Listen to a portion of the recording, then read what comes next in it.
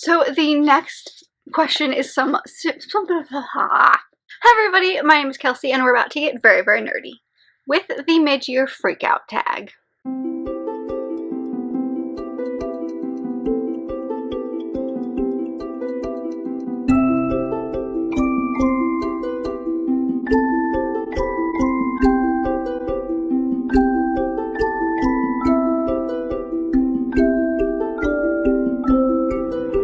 So this is a relatively commonly done tag, I feel like, especially for the middle of the year. It's in the name, Kelsey. But I feel like most people, I mean, I've done it a few times, I think almost every single year on this channel now that I'm thinking about it. So I'll leave my tags and challenge playlist down below if you'd like to check out any of the previous ones, as well as all fun information down below about the original challenge or whoever created it, as well as questions if you would like to do it yourself. It's all going to be down below. Pretty self-explanatory. We're looking at how reading has gone so far this year and what we're looking forward to next year. There are many a question, so let's just dive in. So the very first one is your favorite book that you've read so far this year, and there are quite a few. I forced myself to narrow it down, but there have been quite a few. And the one I'm going to pick is From Blood and Ash by Jennifer L. Armentrout. I say this one specifically because of just how obsessed I was with it. I think one of the ones that could have worked for this this question would have been The House of Sky and Breath by Sarah J. Maas, but to me that's not really a surprise because I get so sucked into all of her books anyway, so it's not really, it's expected for that feeling, but with this one it was unexpected. I really just got sucked into the story and with these characters, and I couldn't put it down. From the minute I picked it up, I couldn't put it down. And I haven't had that feeling with a lot of books. I've only had that feeling with quite a few books. So it was really nice to get that with this one. But this is the first in a very long series, I think. It's not completed yet. And I'm sure many of you know what it's about. But we follow our main character, Poppy. And she is a maiden, which is someone who is thought to be above everyone else, kind of. However, she's treated not the best. She's not supposed to be looked at. She's not supposed to be touched. She's not supposed to experience pleasure or most emotions, honestly. And it's her, and in the process of this book she ends up getting a new guard, and it's the two of them as he kind of opens up her world a little bit and she starts to explore certain things, and then of course it just keeps going from there. But I really enjoyed this world. I thought the characters were fantastic. I just wanted all of the things. I was obsessed. So yes, I think it's safe to say right now this is probably my favorite. So the next question is your favorite sequel that you've read this year, and I've read quite a few actually. I was looking at the list, and the one I'm going to pick is actually one that I binged the entire series at the same time, although they were all novellas, so it was relatively easy, and that is The Devil's Submission by Nicola Davidson. This is a trilogy of novellas that follows our three kind of co-owners of this pleasure den of sorts house in London, and each of their respective romances. In this series, the second one is my favorite. They all have kind of a nickname of sorts. So we've got Sin, Devil, and Vice. And this one follows Devil. The story is kind of a second chance romance with him and his wife as they're trying to rekindle a little bit. She comes back into town and things resurface. But what I love about all of these books, but this one just is the best in my opinion, is that they are novellas, but you get so sucked into them and the characters are so well developed for such a short story in such a short amount of time that you come to love each of these characters so well, and it doesn't feel rushed as far as the plot, and there's just a lot about this series that I love. But I devoured this entire series, and I would say this is probably my favorite sequel. So the next question is just what is a new release that came out this year so far that you haven't read yet but you are really excited to? I have two for this because of course I do. I have a hard time choosing. The first one is Wicked Beauty by Katie Robert. This is her most recent in her Dark Olympus series, which is a companion series. Well, I guess they kind of follow one after another a little bit, but it's a romance series that is set in a modernized Olympus, and they're all kind of based on Greek myth or Greek gods and goddesses. And this is the third one, and it follows Achilles, Patroclus, and Helen. And this one does have a kind of competition of sorts. That's not the right word, but you know what I mean, like a Hunger Games style situation. And so it's the three of them vying for this one of the spots of like the higher ups in this world. And so it's the three of them, and I've loved all the books in the series that I've read so far. I'm very excited that the author has come out and said that she's going to continue to do more. There's one planned on Goodreads, but I know that she has come out and put out that she's got plans for like 4 more or something like that. So I love this series. It's my favorite series by this author, so I want to get to this book so badly. And then the other one is The Emma Project by Sonolia Dev, which is the 4th, and I'm not sure if it's the final one, but there's nothing else planned as of right now. But it's set in this kind of world. I'm making this sound like it's a fantasy. It's not. It's a contemporary. And they're all set in the same family, which is the Rajays family. Whether it is cousins, siblings, whatever, it's all in this family. And each of like a different character's romance, and they're all loosely based on a Jane Austen book. This is the 4th one, and this one's obviously based on Emma. And so this one we follow our main character, Vansh, who is, I believe, the youngest. He's the youngest son, because there's 2 sons and 2 daughters in the Rajay family. But I feel like he's the youngest sibling of them all, but I might have made that up. But he has got a very charmed life, you know, like he goes and just travels around the world, and it follows him and this woman who's named Nina, and she has been working so hard on this project that's supposed to help women in South Asia, I want to say.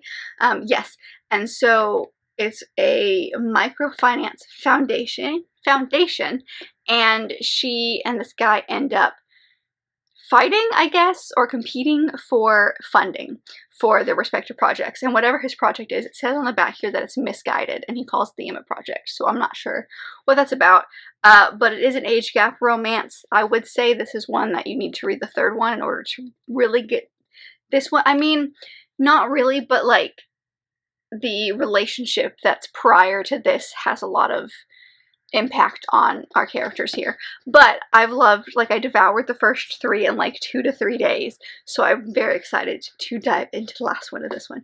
And it came out in May, and I still haven't read it, which is a shame. The next one is your most anticipated releases for the rest of the year. I do have quite a few. I mean, most of my releases that I'm excited about have already come out, but a couple of the ones, because yes, I have more than one, again, that I'm really excited about right now is the 3rd in the Married to Magic series, which doesn't have a cover, but it's called something about a vampire, A Duel with the Vampire Lord. And this is the 3rd in this companion series, which I've talked about a few times, especially because I just read the 2nd one in that series, which is A Dance with the Fey Prince. The 1st one is A Deal with the Elf King, and they're all based in this world that you don't have to read any of them to, like, you don't have to read them in order. You can pick and choose whichever one you want. It's just set in the same world, and they're each based, like a mashup of based on a fairy tale and a Greek myth. I don't know what this one's based on, but I've loved the other 2. I don't even know what this is about, and I'm a little nervous because vampires and I don't go along well. However, I've loved both of the books in this series so far, so I'm saying that one because I think that one's the one that I'm most excited about. Also excited about A Taste of Poison, which I also don't know much about, but it's by Tessonia Odette, and it's part of her Entangled with Fae series, I want to say is what it's called. And it's all set in the same world, same idea, companion stories. You don't have to read one to read the other. You can pick and choose, and each of them is based on some sort of fairy tale. This one is, I think, quite obviously based on Snow White. Again, I don't even know what this was about, but she designs all the covers herself, and I think they're stunning, so I can't wait for this one to come out as well. But those are the 2 that I'd say, as of right now, sitting down filming this, are what I'm the most excited about. The next question is your biggest disappointment so far this year, and for me, I'm gonna say that's Unmarriageable, which is a retelling of Pride and Prejudice, but it's set in Pakistan. I got probably 20-30 pages within this book, and I couldn't stand the characters. I couldn't stand, there's a lot of fat phobia in this book that really rubbed me the wrong way. There was a lot of just stuff that I couldn't get into it, and I was like forcing myself to read it, and I was feeling like a slump was coming on. So I decided to DNF it. I didn't even finish it, and I would say it's a disappointment because I'm always excited about a good Pride and Prejudice retelling. Well, a good Jane Austen inspired book in general, but Pride and Prejudice specifically. And so I love the idea of having these stories that we know so well reimagined into different cultures, and so I was really excited to see this set in that culture, one that I didn't know very well, and it just there was a lot that just didn't fit right. And like maybe by the time I got to the end, it would have been worth it, but I didn't feel it. I didn't want to spend my time on it. So, yeah, I'd say that's a disappointment. The next one is your biggest surprise, and for me that is Beautiful Bastards by Christina Lauren.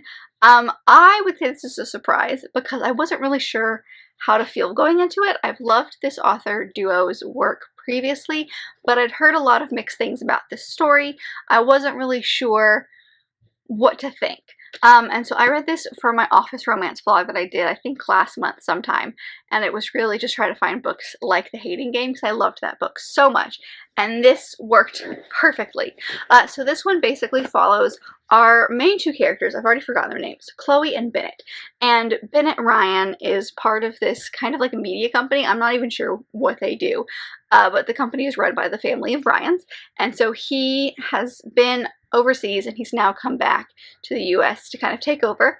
And she is an MBA, an MBA student who is needing an internship to kind of finish her degree, and she's worked at this company forever. And so the head of the company is like, oh my gosh, she'll be perfect, she'll help out my son who's like coming in and is new. And so it's the two of them, and they do not hit it off well at all. And then those hatred feelings are not actually hatred feelings, and it's this relationship between them spirals. Just, I loved them. I loved everything about this book. It was just, like, you don't go into this expecting it to be anything spectacular, the best written book you've ever read, the most amazing characters. This was just pure fun, and I loved every second of it. But again, I was not sure what I was getting into, so definitely biggest surprise. I loved it. The next one is your favorite new author, whether that is new to you or a debut. I'm going with the debut author this year, and that is Mackenzie Catron, who is the author of A Daughter of the Trolls, which is part of the Numbia Parable series. So this is the first, I believe this is going to be a trilogy, but this is her first book that she put out into the world. It came out, I believe, in April. I did have an arc of it that I was kindly gifted by the publisher, and I really, really enjoyed reading that, so I got my own, like, finished amazing hardcover copy. I have raved about this so many times on this channel, but I loved her writing. I think she's fantastic. Cannot wait to see what other things she comes out with, whether it's in this series or not. I know she has talked about writing a different series, which is a totally different world, totally different situation. But this one specifically, if you are at all curious about this book, follows our main character Sparrow, who has a heart condition that has left her wheelchair bound. And she lives in this place called the Glade, which is basically like a collection of like fantastical creatures. Trolls, gnomes, elves, sprites, stuff like that. And there are people, what's referred to in this book as boogeyman, but I think of it as like the nightmare stories that like you tell kids but are actually real. And so you've got one of these that's called Black Annis, and something happens in this world because of Black Annis, and Sparrow ends up going on this adventure through the woods with her friend, her half-goblin friend, Rush. And it's the two of them as she's going through the woods. First off, she's going through this woods that is not even close to wheelchair accessible, and then you've also got a lot of really interesting conversations about disability and like being in a wheelchair, and you know, just how people are reacting, especially like your friends and family, and how they react to you. And I know that the author is wheelchair bound herself in a very similar situation to Sparrow, so this comes from a very real place, and I devoured it. It's a beautiful YA fantasy. I think it's fantastic. I don't know where the series is going to go from here, whether this is a standalone, like a series of standalones, or whether they're going to be continuation of our characters.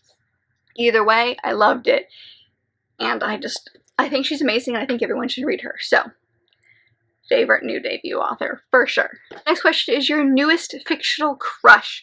And I read books, so this question is always weird for me, because like I read books and I go, oh, I loved him, he was so sweet for his person, or she was so sweet for her person, and like things like that, but I've never really felt like I've had a crush on someone. But the person that I've deemed as the most appropriate, the most worthy, if you will, is actually Marcus from Wall Street Titan.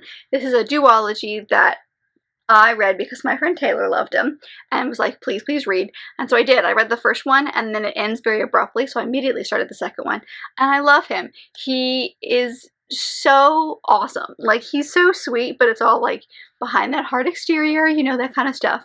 But this story follows our two main characters who, due to circumstances, end up getting together, kind of, or like meeting in a weird blind date situation.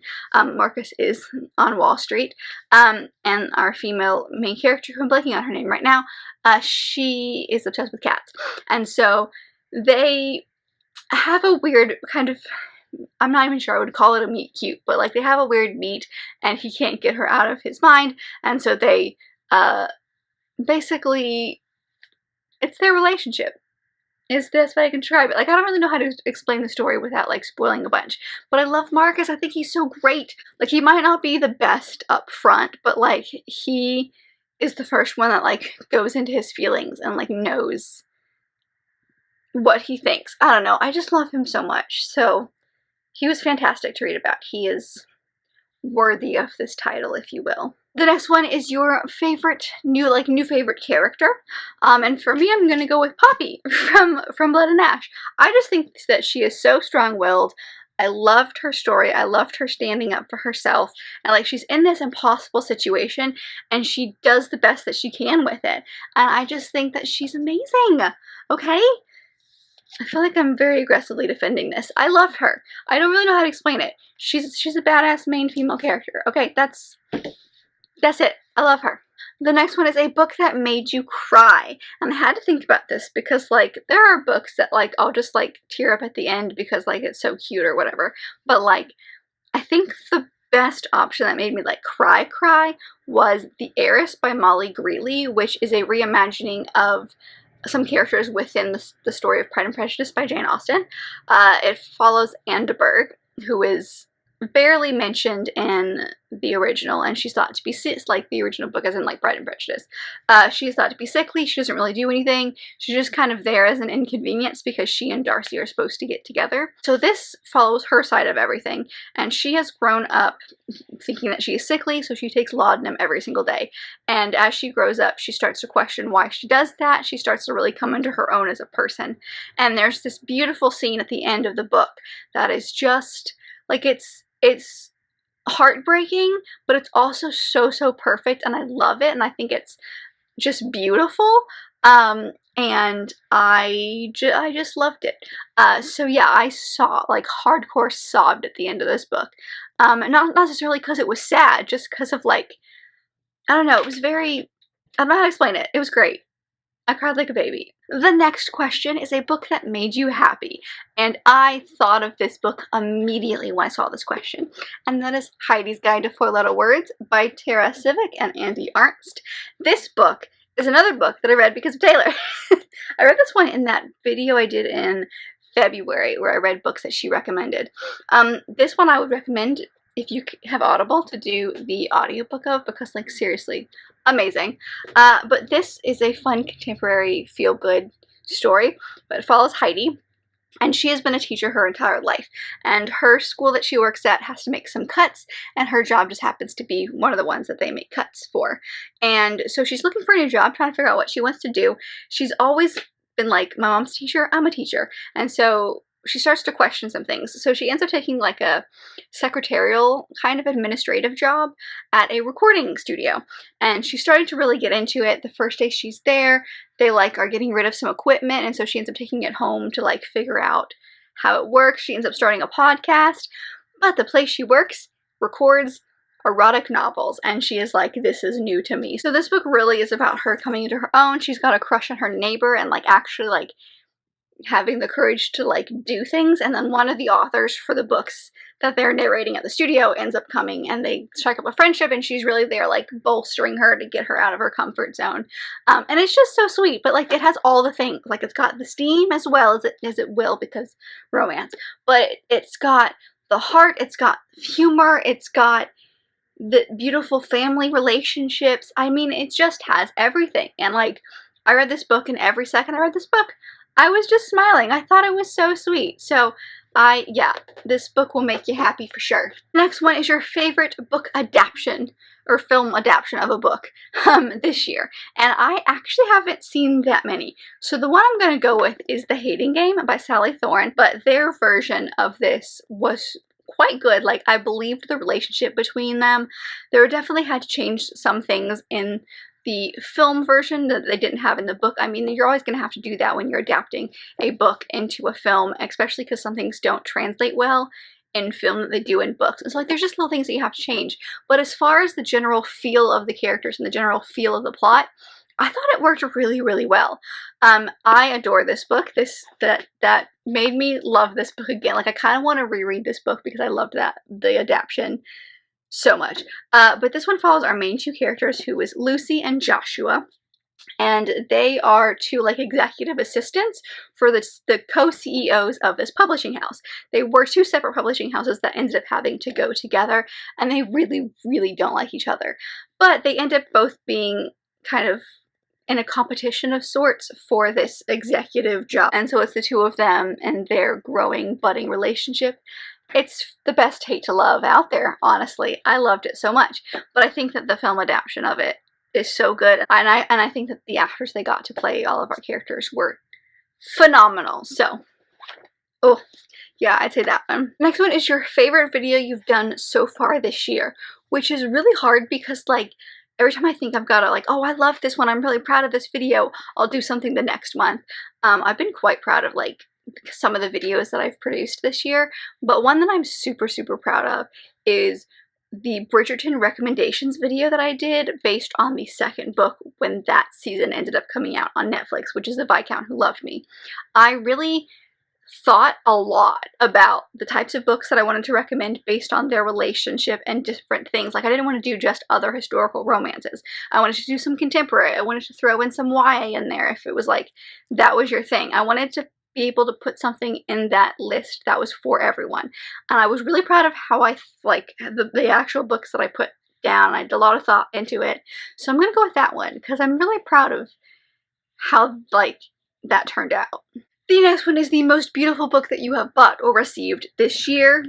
Hands down, without a doubt, was Daughter of the Moon Goddess by Sue Lynn Tan, because this is the beautiful Fairy Loot edition, which first off has this beautiful UK cover. Although the original UK cover is more pink, it's got this, like, blue tint to it, which continues on the spine. And then the end pages are stunning, and then under the dust jacket, the art on it is stunning as well. So this book is seriously this book is the most beautiful book I have on my shelves. I think it's just absolutely stunning. And I did actually end up reading it earlier this month, so it worked out that I feel like the inside is just as pretty. So I cannot wait for the second one, because I know that Fairy Loot's doing special editions, and I can't wait to see what they do for that one. But this is one that was really popular at the beginning of the year. But we follow our main character, Xingyan, who is the daughter of the Moon Goddess. And due to circumstances at the beginning of the book, she ends up having to leave home, and it's her kind of making her way, starting off as kind of like a maid of sorts for this hybrid lady. She ends up being the educational companion to the crown prince, and she ends up learning magic and stuff like that through him, and she ends up being, like, a very good archer, and that becomes her, like, a big part of her.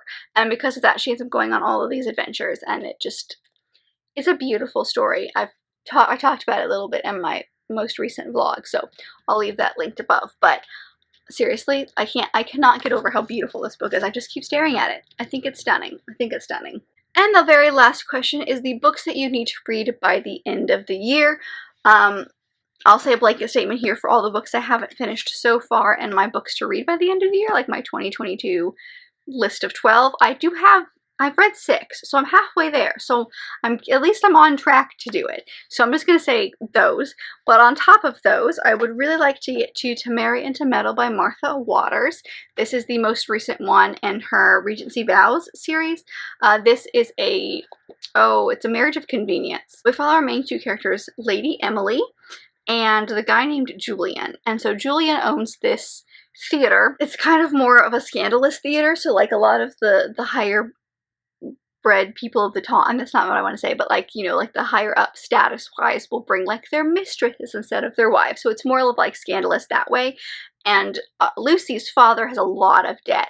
So she's trying to, there's only one man who's interested in marrying her, and she does not like him at all. So the two of them kind of strike up this deal of like, they'll get married, he'll end up taking care of all of these debts, it'll get her away from the guy she can't stand, and she will help bring a better name and a better clientele to his theater, make it more of like a legit theater. So I'm excited because I've loved the books by this author. She has a very humorous writing style. That banter between our characters is fantastic. So I'm excited to see this one, especially because like Emily has been in the last couple of books. Like, this series is a bunch of like people that we've already met, and she's kind of the wallflower of the friend group, so I'm excited to see her story. And then another one that I'd love to get to is Queen of the Tiles by Hannah Alkiff. This is one that I got in, I think, my May Unplugged book box. And I thought this sounded so good because we follow our main character, Nadra, and she and her best friend were huge Scrabblers. They did like straight up like competitions. And so this book starts 1 year after her best friend's death, where she is going to a Scrabble competition, and it's the competition that her best friend died at.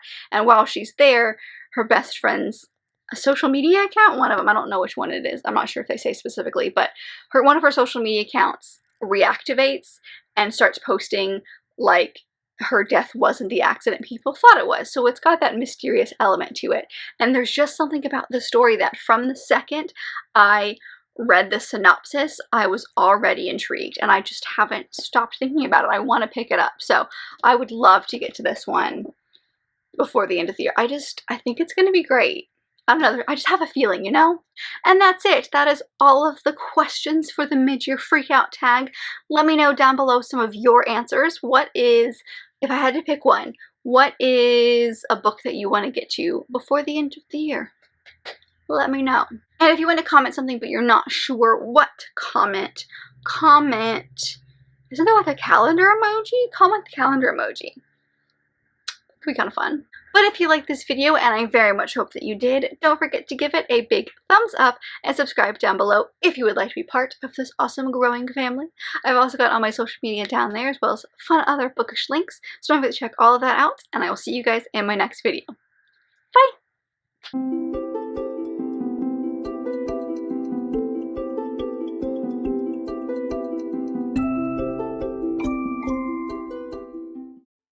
Hello?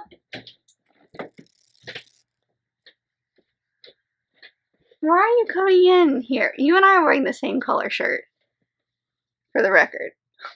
I'm almost done, I promise. But I was wearing this first. You came home and changed into that.